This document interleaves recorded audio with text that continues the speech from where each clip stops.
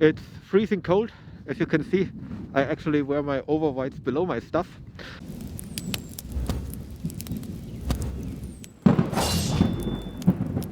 Hey guys, welcome to the high ground. My name is Fabio, and this is really just a short introduction to the now following video. I wanted to make a few points. As you might have seen from the title and the thumbnail, we have been out in winter in Switzerland. We were in one of the traditionally coldest spots of Switzerland. The weather forecast, or now backcast, looking back now, said that during the night we had minus 34 degrees Celsius. So it was really freaking cold. And yeah, we slept out there. The intention was, of course, to go over some technique of how to actually survive in the cold, but it was also to just test the setups that we had already in place. Now, my original intention was to go through all my gear first and then show you the video in the outdoors. But to be honest, the gear section got pretty long, and then the outdoor section got also long, and somehow it was a weird split in the middle while I'm standing here and talking, and then I'm outdoors. So I decided to give you this video now, where I'm actually showing the BV to you. You will see what we discussed, what we did, get a real good feeling of how it is, how you can build a shelter. And then in a separate video next week, we will go over the gear I used, how I found it, and yeah, which consequences and new learnings we had from using it outdoors in these extreme circumstances. A lot of the people, or all the people that were there, were either active or former military. And I know that a lot of soldiers in the US are able to have YouTube channels running, etc., even though if they are that they are active duty. I will have to pixel a lot of the faces of people who are there. So just that you know, it's nothing illegal or something like that. It's really due to the requirements of their duty. Other than that, enjoy the video, and we're really jumping to the start right now. Okay, so I hope you can somewhat hear me. We arrived now, and you can see it's pretty nasty. I'll show you where we will be. So you can see there is a lot of wind and snow, but this is where we will be for the night till tomorrow. Yeah, but first let's have a coffee. So we arrived at our camp. I'll show you that one a little bit later. It's behind me. And the first priority is getting a fire going. And that's what we are doing. Gathering wood. I'll show you in a second what we did exactly. And yeah, now we're trying to start a fire. It's freaking cold. We still wear sunglasses because you never know, snow blindness is a thing. And yeah, let's get this started. Now, after we gathered some wood for the fire, we already started with the first block of instructions. Here we're going through the different ways to light a fire, and Mark is explaining the disadvantages of an actual lighter. And this is Emma, the most lovely dog lady you have ever seen. She's such a sweetheart. So Mark is showing something very interesting there. I was always of the opinion that you hold the fire rod and you strike on it with something like a knife or something like that. But he actually holds the knife and strikes with the fire rod backwards. And that really leads to the sparks being very focused on where the knife is. So that's a very nice thing if you have a bit of tinder there. Yeah, and with this and other stuff, we all started and tried to make a fire. Yeah, little Sparky is not very pleased about us taking away his sticks. And I guess he was a little bit cold.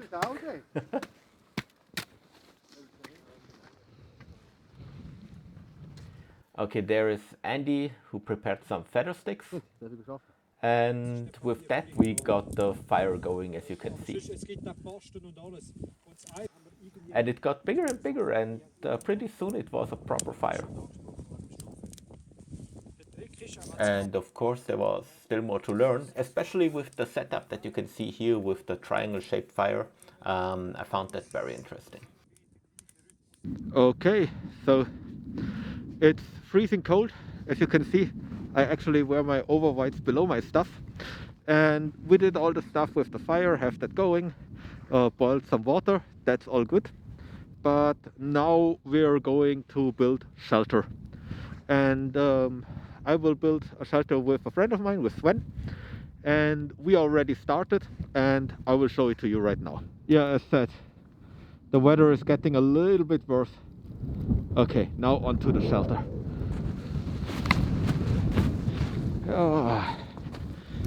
Here we have our fire going, and down there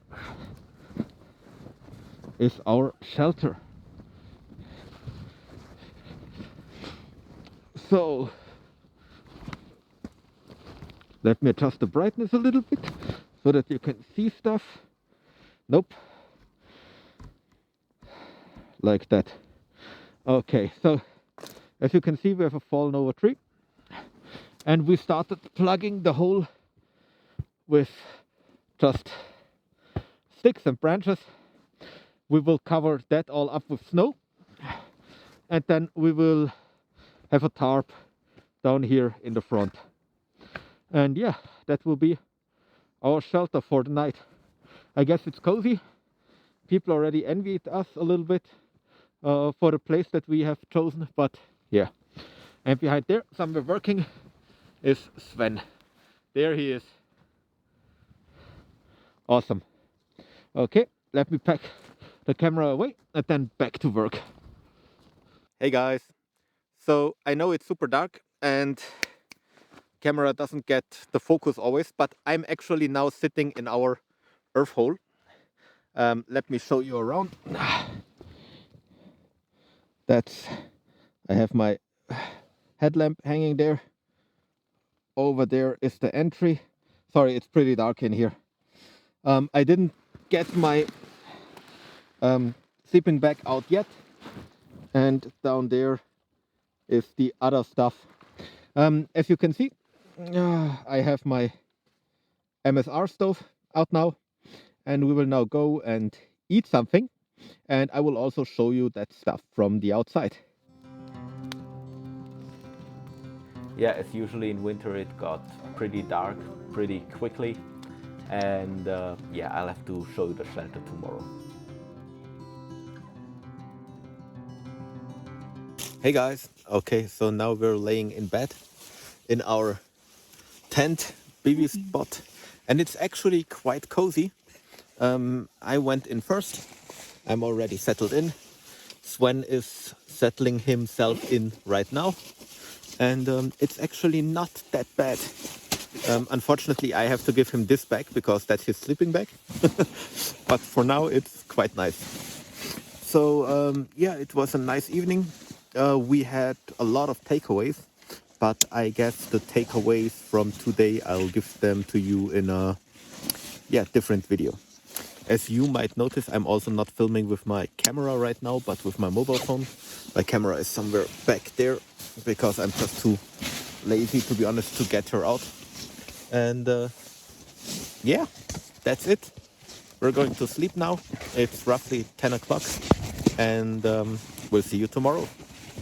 This is the finished product after the first night. It was really cold in the morning, but also really, really beautiful. Even with the stormy sky, it was super nice. First order of the day was actually cooking coffee, and well, to be honest, it works way better with the reactor stove than with the fire.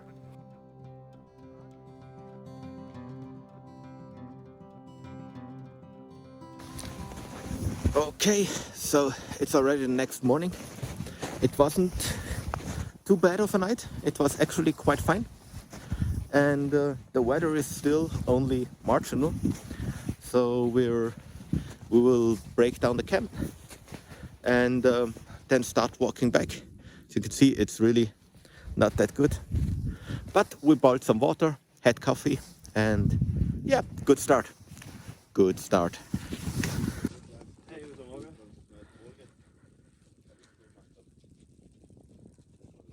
Yeah, together with hot coffee, the life came back to our camp. And of course, Emma. And while the other guys are chatting over there, we then started slowly to break down our shelter and get back.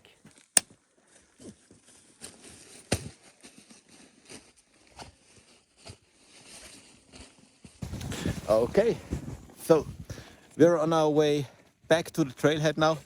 As you can see back there, that's one of the local summits. It's a free summit mountain range. I actually made a video where we free soloed that one.